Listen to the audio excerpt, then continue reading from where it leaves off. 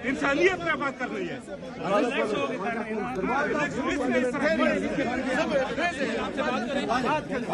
किससे बात कर रहे हो?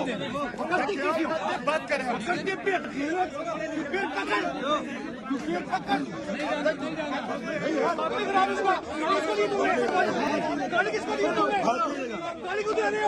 अब यहाँ खड़े हैं, अब मैं गेट फैलाऊंगी तो दीवानी लगूंगी। मेरा 10 लाख लोगों का हल्का है, थोड़ी इज्जत थोड़ी गैरत हया। अब इनमें हया नहीं है तो मैं भी बेहया हो जाऊं। बैठे रहेंगे, रात को चले जाएंगे, सुबह को चले जाएंगे। MNAs है, MPAs है, CM अभी आ रहा है, उसके साथ नफरी आ रही है।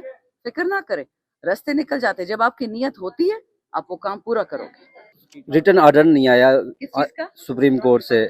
वो जी आराम कर लें, वीकेंड मना लें, खुशियां मना लें। हम जब गए थे चीफ जस्टिस के पास, उसको भी 12 दिन हो गए हैं। 12 दिन में कहा था वी अश्योर यू आपकी मुलाकात खान से करा दी जाएगी डॉक्टर्स की। वो अश्योर यू में 12 दिन लग गए। कल अगर आप चीफ जस्टिस की बातें सुनते आपका दिल टूट जाता।